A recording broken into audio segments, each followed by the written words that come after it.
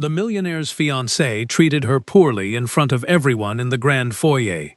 But when the maid raised her palm and spoke 6 soft words, even the air stood still, and he began to cry inside.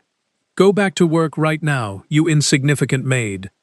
Rachel Caldwell's voice bounced against the marble walls of the Bradford estate in Newport, Rhode Island, as if the house itself had received a scolding. 3 crystal glasses vibrated on the side table.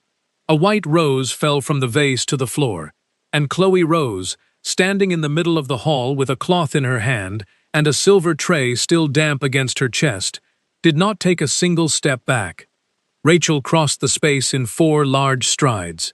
The clicking of her heels sounded sharp on the waxed floor, but every step seemed to carry the weight of entire weeks of accumulated disdain. Her cheeks were burning, her voice was altered, and her eyes were full of an annoyance that was not new to anyone present.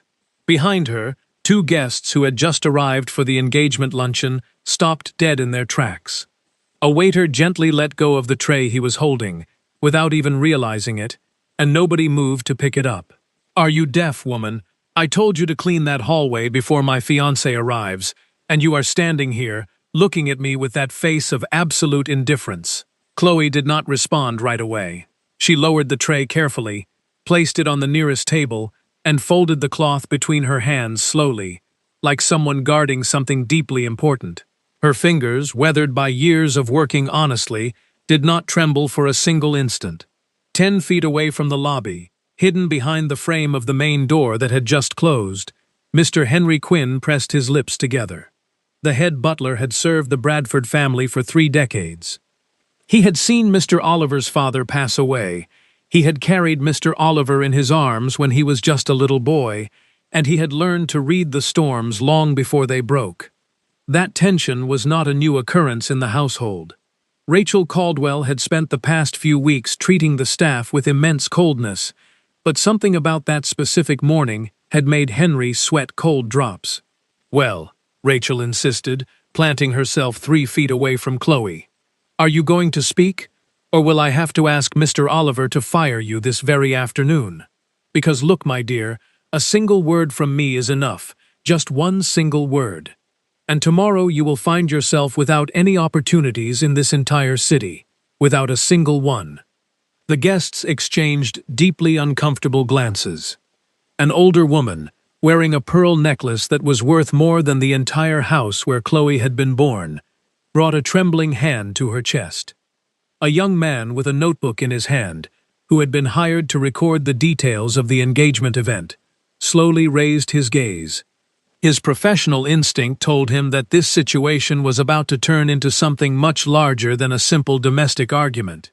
"Mrs. Caldwell," Chloe finally said, with a voice so incredibly low that everyone had to lean in slightly to hear her properly.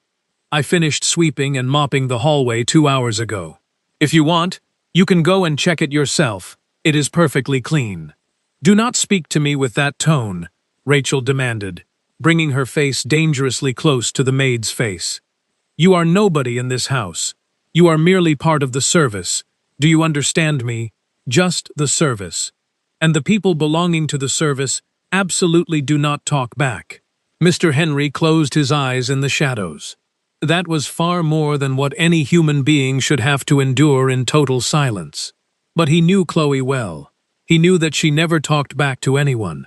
She had been working at the estate for 7 months, and had never raised her voice, never arrived late, and never asked for a single favor. She was discreet by her own choice, as if she wanted to walk through the world without leaving a single footprint behind. Rachel extended her hand forward with aggressive authority, a hand loaded with expensive rings, heavily perfumed, perfectly manicured, and left it suspended in the air, pointing directly toward the exit, for 1 eternal second. "One more word, and I swear to you that this very afternoon you will pack your things. One more word, and nobody in this entire state will ever open the door of their house to you again." It was exactly then that Chloe did something that nobody in the room expected her to do. Chloe raised her own hand slowly, with her palm open toward Rachel, like someone asking the wind to stop blowing. She did not scream, she did not step back, she did not defend herself with aggressive words. She simply placed that simple, modest, humble hand in the empty air between the two of them and said 6 soft words. 6 words that were going to split that afternoon into 2 distinct halves, the half from before and the half from after. Your voice does not reach here. Rachel blinked once, then twice, as if she had not understood the phrase. She lowered her hand, raised it again, and looked around in total disbelief. "What did you just say, you insignificant maid?" Rachel stammered, looking at the guests and the waiter as if waiting for someone to tell her she was hearing things. "I said that your voice does not reach here, Mrs. Caldwell," Chloe repeated, with the exact same serenity as before. Her hand was still raised with the palm open, her gaze perfectly calm, showing neither defiance nor submission. "You can scold me. You can reprimand me in front of whoever you want. You can order me to clean the entire mansion with a tiny brush. That is what I was hired to do, and that is what I am paid for every single week. But there is a place deep inside of me where your voice simply cannot enter," Chloe continued, her tone steady and unwavering. "That place does not belong to you. It belongs to my mother and to God, and to absolutely nobody else in this world." The silence that followed was so thick that the ticking of the grandfather clock adorning the corner of the lobby could be heard with crystal clarity. The white rose that had fallen earlier rolled 2 inches further across the polished marble floor. "How dare you!" Rachel exclaimed, finally recovering from the initial shock. Her voice cracked into a high pitch, like a crystal glass shattering on the inside, but barely holding its shape. "How dare you, a simple cleaning woman, speak to me about your mother as if I cared the slightest bit about her miserable existence? Your mother was surely just another woman scrubbing the floors of decent people, and now you pretend to be something more." "Do not speak about my mother, madam." Chloe did not raise her voice, but something fundamental in her tone shifted, and everyone in the room felt the sudden drop in temperature. Even Rachel, even the wealthy guests, even the old clock that seemed to hesitate for a fraction of a second before continuing to mark the time. "Do not ever speak about my mother again, please." The word "please" fell like a smooth stone upon the marble, lacking any violence but carrying a massive weight that divided the atmosphere into 2 pieces. It was in that exact instant, precisely in that breath of time, when the main door swung open and the firm footsteps of a man crossed the threshold into the lobby. Oliver Bradford had just arrived from his corporate office in Providence. He held a bouquet of white orchids in his right hand, a warm smile on his lips, and his silk tie loosened due to the afternoon heat. He was arriving to have lunch with his fiancée, to celebrate that their official engagement party was only weeks away. He arrived completely unaware that he was about to witness the scene that would alter everything he believed about his family and his life. He stood frozen 3 feet away from the 2 women, the orchids suspended at waist height, the smile instantly vanishing from his face. "Rachel, what exactly is going on here?" he asked, his brow furrowed in confusion. Rachel spun toward him, as if she had just been rescued from the bottom of a dark well. She changed her entire expression in a mere fraction of a second. Her cheeks transitioned from the red of pure rage to the soft pink of an innocent victim, and tears magically pooled in her eyes. "My love, you have finally arrived," Rachel whined, her voice softening until it dripped like poisoned honey. "Look at what this terrible maid just answered back to me. She completely disrespected me in front of your important guests. Oliver, this woman cannot stay here for another minute. I want her thrown out of this house right now." Oliver glanced at the guests standing nearby. The woman with the pearl necklace quickly lowered her gaze to the floor. The young man with the notebook suddenly found his handwritten notes incredibly fascinating. Nobody dared to utter a single syllable. "Chloe?" Oliver asked, turning his attention toward the maid standing quietly before him. "Is what she says true?" Chloe did not respond immediately.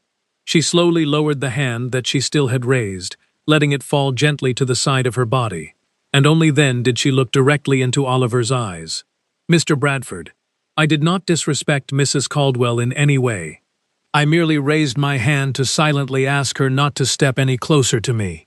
If setting a boundary is a fault, then fire me. If telling the truth is a mistake, then fire me right now. But I am not going to lie in front of you, neither today nor ever. Oliver remained completely still, observing her as if he were truly seeing her for the first time in 7 months. Until that very day, Chloe Rose had been nothing more to him than an efficient shadow, a woman who folded his towels with perfect corners, an employee who never crossed gazes with his own. And now she stood right in front of him, with her head held high, sustaining his gaze without blinking, without apologizing, without trembling. Something shifted deep inside of his chest, something incredibly old and long buried. "Oliver," Rachel complained loudly, seeing that he was hesitating. "Do not tell me you are actually going to believe her over me. After everything we have planned together. This is not your house yet, Rachel." Oliver interrupted, the words escaping his mouth before he could stop them. The phrase slipped from Oliver's lips naturally, like a profound truth that had spent a long time searching for a corridor through which to escape. Rachel opened her eyes wide in shock. The guests gasped softly, and Mr. Henry, still hidden behind the doorframe, raised his eyebrows in silent approval. "What did you just say to me?" Rachel whispered, her fake tears entirely forgotten. "I said that this is not your house yet, and I said that before I fire anyone, I am going to understand exactly what happened here today." Oliver walked over to a lobby chair, placing the white orchids carefully on the backrest, and turned to the maid. "Chloe, please accompany me to the library." "Oliver," Rachel protested with a fiercely tense face, stepping forward to block his path. "And you, Rachel, wait right here, or go upstairs to your room, or do whatever you please. But right now I am going to speak with this young woman alone." Rachel was left standing, with her mouth slightly open, her expensive makeup beginning to run for real, without any theatrical acting. The man with the notebook, without anyone noticing, had been documenting every single detail of the scene. The guests quickly retreated to the outdoor gardens, pretending they desperately needed some fresh air. Chloe followed Oliver down the long hallway toward the grand library, her footsteps echoing softly. The library of the Bradford estate smelled of ancient mahogany wood, worn leather armchairs, and old ink. The heavy velvet curtains remained half open, allowing a single beam of afternoon sunlight to fall directly onto the center of the Persian rug. Oliver closed the heavy oak door behind him, the sound of the brass latch clicking into place echoing clearly. He walked over to the large window, staring out at the garden where the guests were still whispering, and then turned back to face Chloe. She was standing in the center of the room with her hands crossed respectfully in front of her, looking at a random spot on the wooden floor. "Please have a seat, Chloe," Oliver offered gently, gesturing toward a tufted leather chair. "I prefer to remain standing, Mr. Bradford, if it does not bother you too much," she replied softly. Oliver took a deep breath, walked over to the nearest armchair, but did not sit down. He rested his hands on the backrest and studied her face.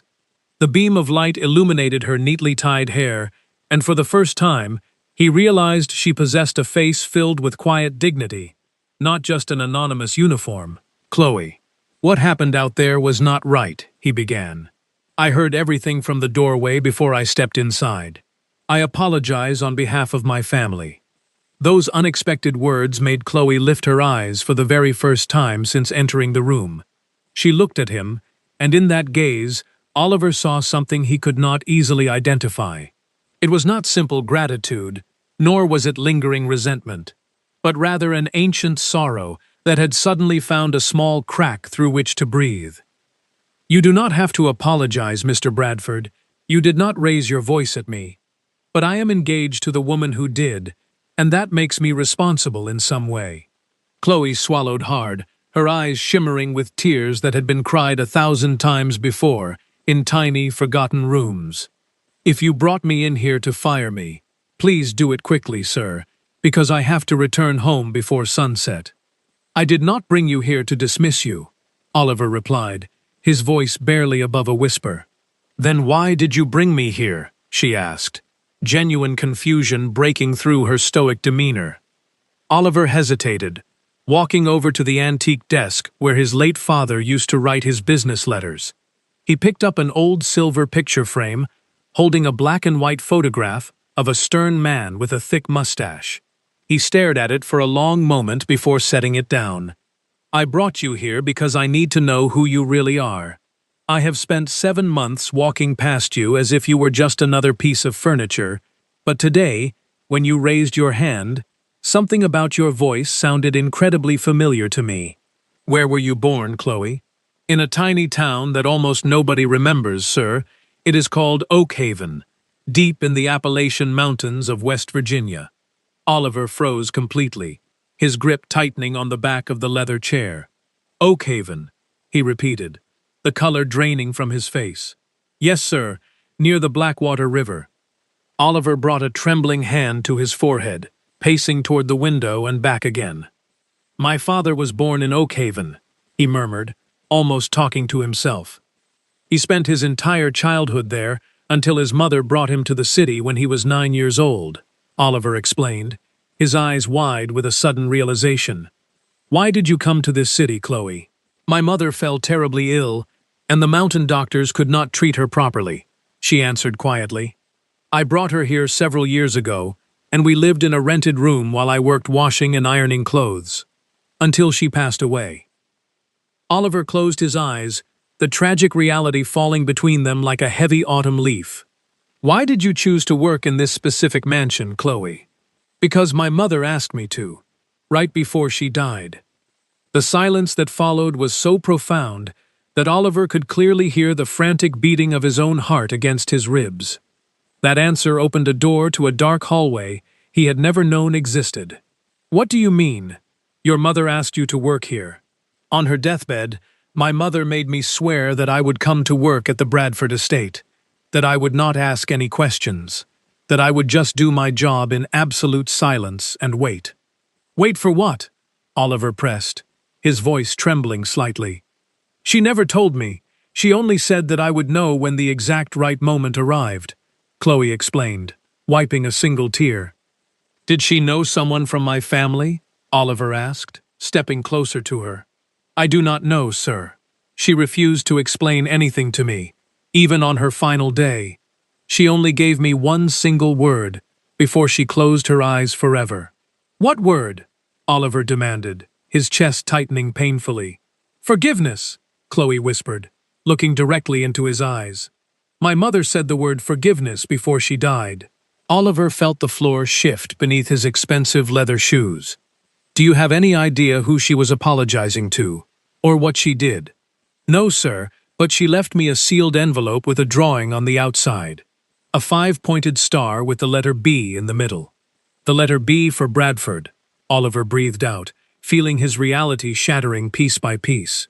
"Go home tonight, Chloe, and bring that envelope to me, even if whatever is inside changes everything we know about our lives." Chloe nodded slowly, agreeing to return after the sun went down. Just then, 3 sharp knocks echoed on the library door. Mr. Henry entered holding a silver tray with a glass of water, his face pale. "Excuse me, young master, but Mrs. Rachel is demanding to speak with you immediately."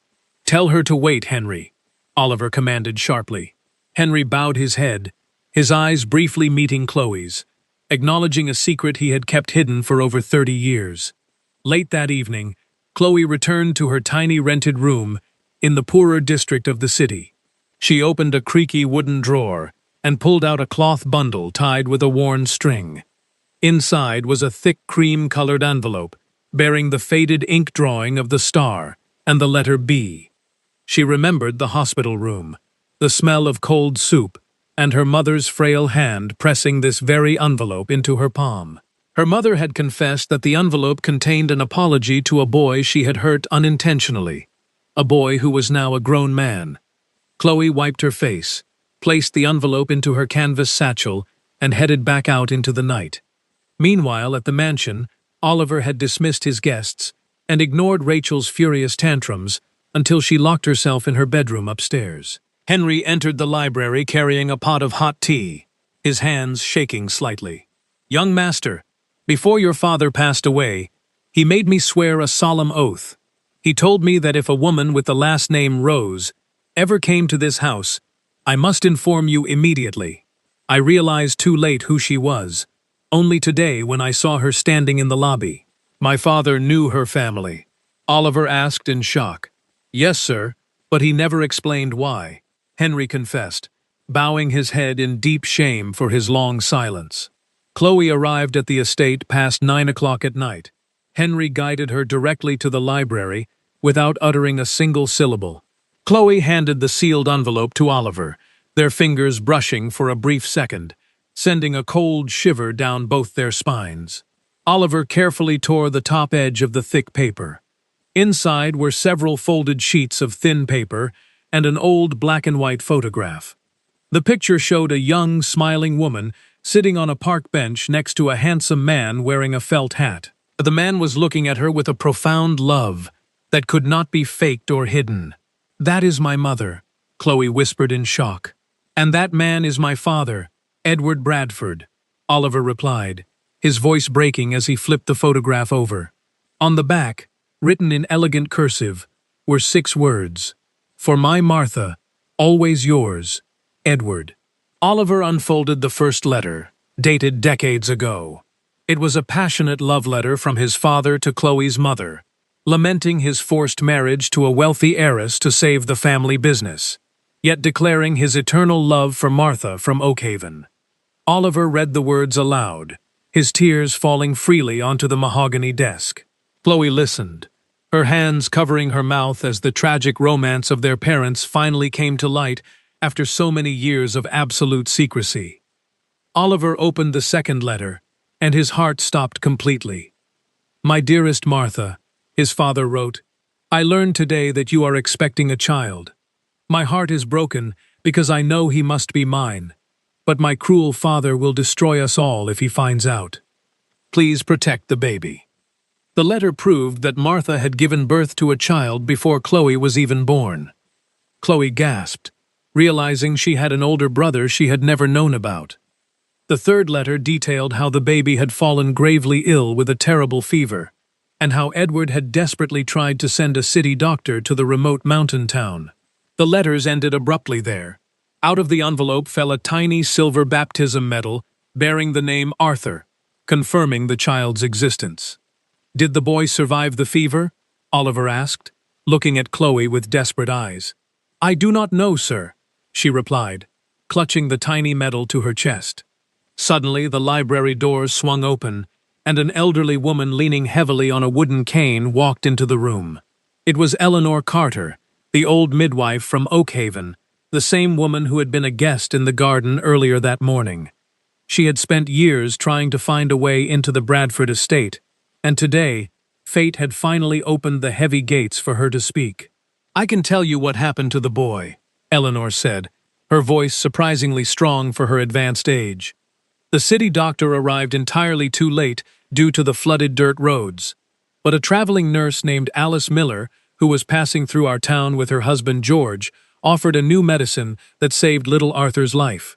Realizing she could not provide a safe life for the boy, while Edward's ruthless father was still alive, Martha made the agonizing decision to give her son to the Millers.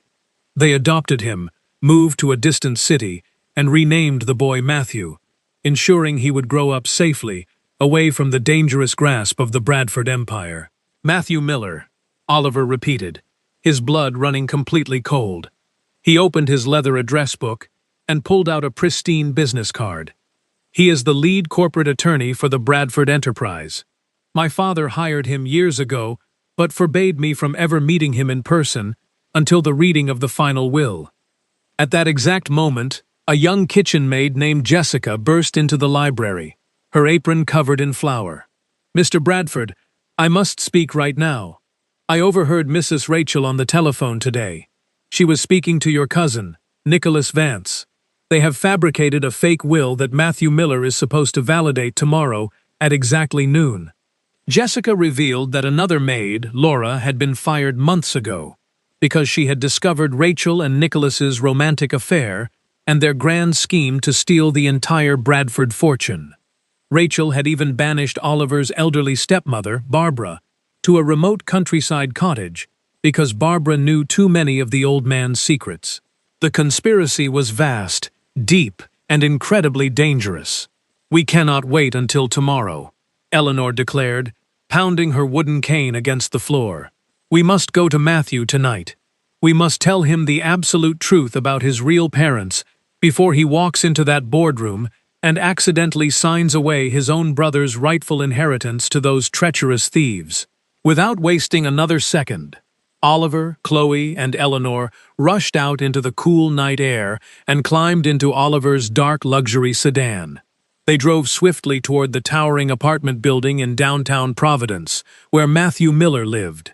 They did not know that a shadowy figure in a trench coat, hired by Rachel, was watching them from across the street. The spy dialed his cell phone and informed Rachel that the targets were on the move. "Follow them closely," Rachel commanded coldly through the receiver. "But do not intervene just yet. I need to know exactly who they are visiting before I crush them tomorrow morning." At 3 o'clock in the morning, Oliver pounded fiercely on the heavy oak door of Matthew's penthouse apartment. Matthew opened the door wearing a loose tie, holding a glass of water, and looking utterly exhausted. He had been reviewing the new will all night, and had already noticed several glaring inconsistencies in the legal phrasing and the forged signature. Oliver pushed his way inside, followed closely by Chloe and the elderly midwife.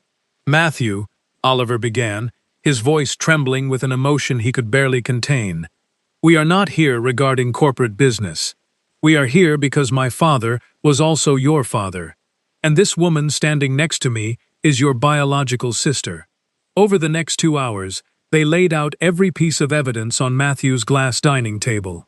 The faded love letters, the black and white photograph, the silver baptism medal, and the meticulous financial ledger kept by Henry the butler, proving that Edward Bradford had secretly sent money to the Miller family every single month for decades. Matthew listened in absolute silence, tears slowly forming in his eyes as the missing pieces of his life finally clicked into perfect place. He picked up the forged will that Rachel had provided.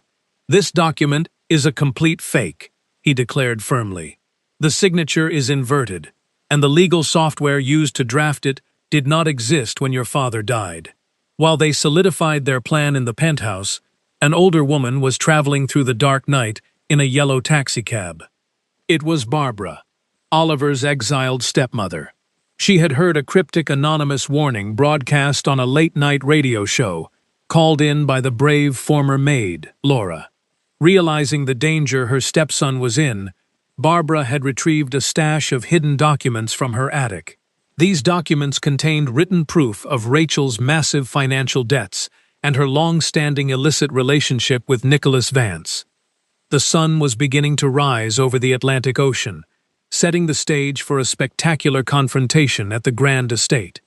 At 11:30 in the morning, the grand boardroom of the Bradford estate was completely full. The mahogany table gleamed under the crystal chandelier.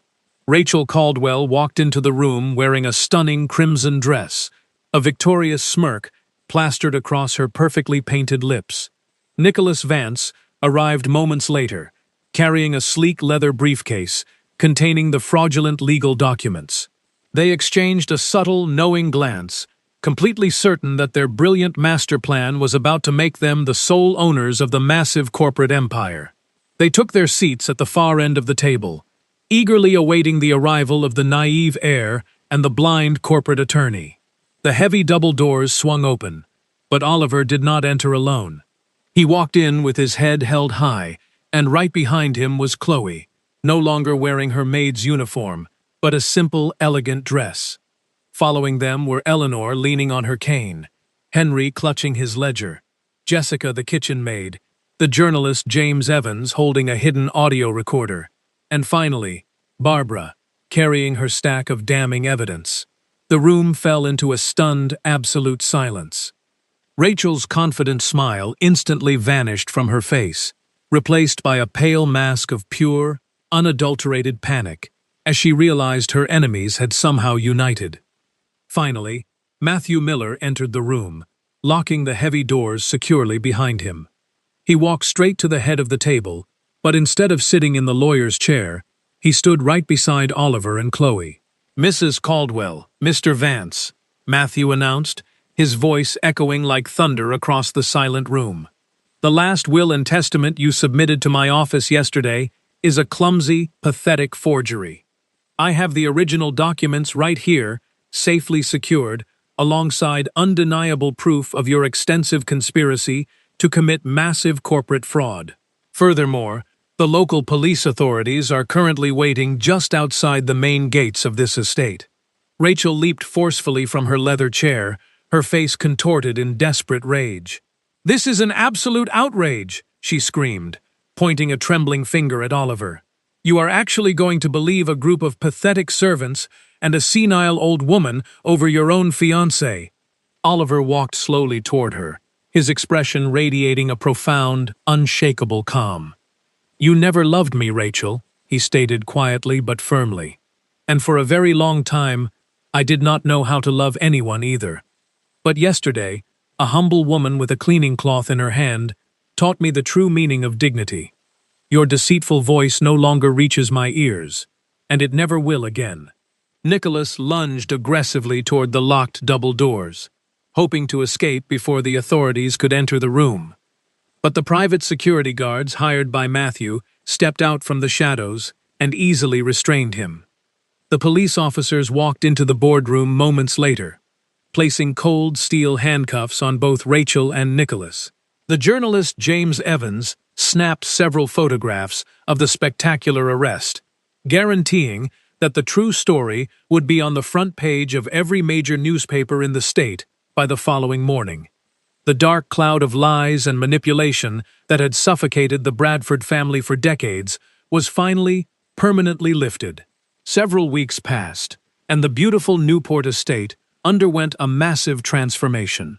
By the unanimous decision of the three reunited siblings, the property was officially renamed Martha's House, honoring the courageous mountain woman whose quiet sacrifice had secretly held their intertwined destinies together.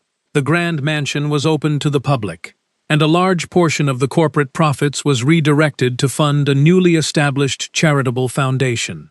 Eleanor Carter moved into a lovely sunlit room on the ground floor, spending her days sitting in the lush gardens, while Henry the butler finally retired, though he still visited every single afternoon to share a warm cup of tea with his dearest friends. One warm, golden afternoon, Chloe sat on a stone bench beneath the grand oak tree in the sprawling garden. She held the tiny silver baptism medal in her hands, her heart overflowing with a profound sense of peace. Oliver sat comfortably to her right, and Matthew sat to her left. Barbara brought them a silver pitcher of fresh lemonade, smiling warmly at the family she had always prayed for. Chloe looked up at the vibrant blue sky, clutching the tiny medal closely to her chest, and whispered softly into the gentle wind, promising her mother that the painful emptiness of the past had finally been filled with an abundance of love. The gentle breeze rustled the green leaves of the ancient oak tree, carrying away the final remnants of sorrow that had haunted the grounds for so long. Life often weaves our most profound blessings through the threads of our deepest pains and longest silences. As we journey through the fading seasons of our years, we learn that true wealth is never measured by the size of an estate or the prestige of a family name, but by the quiet dignity we uphold when the world attempts to make us feel small. The story of this reunited family teaches us that truth possesses a remarkable patience. It can sleep in the shadows of forgotten letters and dusty ledgers for decades, but it never truly dies. When we act with a pure heart and refuse to let the arrogance of others define our worth, we set into motion a powerful justice that eventually balances every scale. Forgiveness and honesty are the master keys that unlock the heavy doors of the past, allowing the light of redemption to heal generational wounds. Ultimately, love and truth, no matter how delayed they might seem, will always find their way home to the right hearts, right on time.